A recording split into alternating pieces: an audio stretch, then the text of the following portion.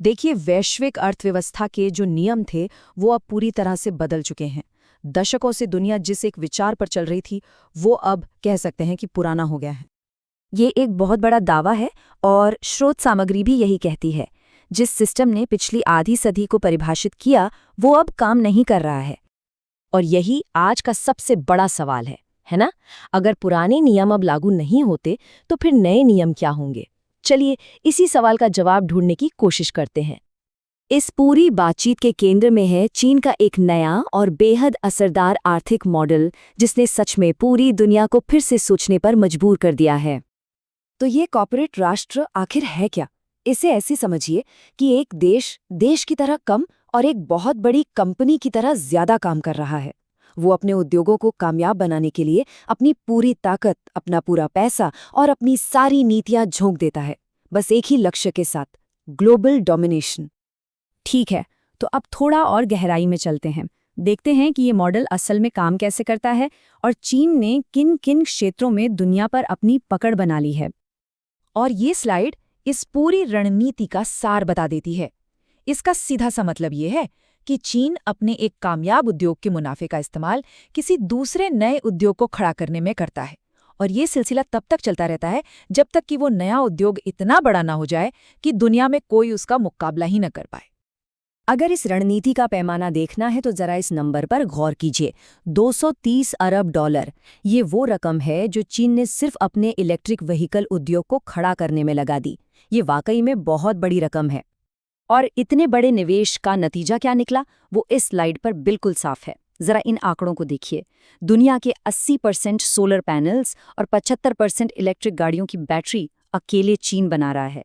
ये सिर्फ आगे निकलना नहीं है, ये बाजार पर लगभग एक तरफा कब्जा है। अब चीन का एक तर्क ये भी है कि वो कुछ नया नहीं कर रहा।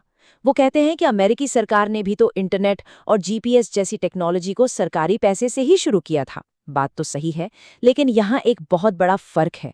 अमेरिका का लक्ष्य एक टेक्नोलॉजी बनाना था, पर चीन का अंतिम लक्ष्य सिर्फ टेक्नोलॉजी बनाना नहीं, बल्कि उस टेक्नोलॉजी के पूरे ग्लोबल मार्केट पर एक छत्र राज करना है। और जिस पैमाने पर और जितने गुपचुप तरीके से ये किया जा रहा है, वैसा पहले कभी नहीं देखा गया। तो इस चीनी मॉडल का बाकी दुनिया पर क्या असर हो रहा है? इसका सबसे बड़ा नतीजा है ओवर कैपेसिटी, यानी जरूरत से ज्यादा उत्पादन क्षमता। सीधे शब्दों में कहें तो इसका मतलब है जरूरत से बहुत ज्यादा सामान बना लेना।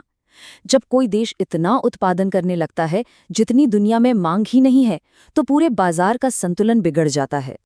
और ये समझना जरूरी है कि ये डंपिंग से अलग है। डंपिंग का मतलब होता है लागत से भी कम कीमत पर सामान बेचना, लेकिन ओवर कैपेसिटी का मतलब है बिना सोचे समझे इतना ज्यादा उत्पादन करना कि कीमतें अपने आप ही गिर जाएं। और ये समस्या कितनी बड़ी है, ये समझने के लिए इन आंकड़ों पर एक नजर डालिए।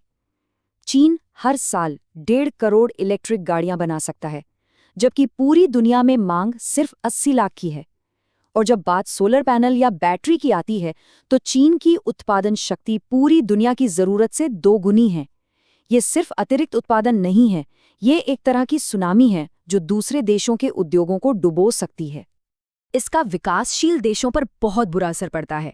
वो एक तरह के असेंबली ट्रैप में फंसकर रह जाते हैं। मतलब वे चीन से पुर्जे मंगाकर उन्हें सिर्फ जोड़ते हैं, लेकिन असली टेक्नोलॉजी और सारा मुनाफा चीन के पास ही रहता है। ये उन्हें कभी आत्मनिर्भर बनने ही नहीं देता। तो इन सब के बाद सवाल उठता है कि इस नई दुनिया में निष्पक्ष या न्यायसंगत व्यापार का आखिर मतलब क्या है? देखिए, हमें 2 बातों के बीच एक संतुलन बनाना होगा।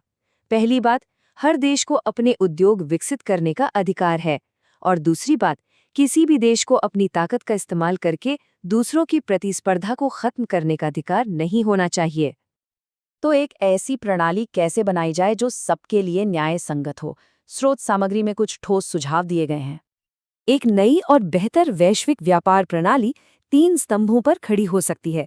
पहला, पूरी पारदर्शिता, मतलब कौन सा देश किस उद्योग को कितनी मदद दे रहा है, यह सबको पता होना चाहिए। दूसरा, संतुलन, यानी सब्सिडी हमेशा के लिए न हो। और तीसरा, समावेशन, मतलब विकासशील देशों को भी इसमें भागीदार बनाया जाए। तो ये नई व्यवस्था असल में दिखेगी कैसी? इसमें कुछ बहुत ही दिलचस्प विचार शामिल हैं। जैसे एक ग्लोबल ओवर कैपेसिटी ऑब्जर्वेटरी बनाने का प्रस्ताव है। सोचिए, एक ऐसी वैश्विक संस्था जो हर उद्योग पर नजर रखे और जैसे ही कहीं जरूरत से ज्यादा उत्पादन होने लगे वो पूरी दुनिया के लिए एक चेतावनी जारी कर दे। फिर है सनसेट क्लॉज, यानी ऐसे नियम जो ये पक्का करें कि सरकारी मदद हमेशा के लिए ना हो बल्कि एक तय समय के बाद अपने आप खत्म हो जाए। और शायद सबसे जरूरी, एक डेवलपमेंट इंक्लूजन क्लॉज। इसका मतलब है कि अगर कोई विकसित देश किसी विकासशील देश में निवेश करता है तो उसे वहां के स्थानीय उद्योग को भी भागीदार बनाना होगा। तो सबसे जरूरी बात यह है, अब लक्ष्य पुराने मुक्त व्यापार का नहीं बल्कि न्याय संगत बाजारों का होना चाहिए। एक ऐसी व्यवस्था जहां किसी एक देश का दबदबा न हो बल्कि शक्ति संतुलित हो और नई टेक्नोलॉजी का फायदा सबको मिले। और आखिर में ये एक विचार है जिसके साथ हम इस चर्चा को समाप्त कर सकते हैं। न्याय संगतता अपने आप नहीं आती, उसे बनाना पड़ता है, उसे सोच समझकर डिजाइन करना पड़ता है। तो सवाल ये है कि हम सब मिलकर इस नई वैश्विक आर्थिक व्यवस्था को कैसे डिजाइन करें।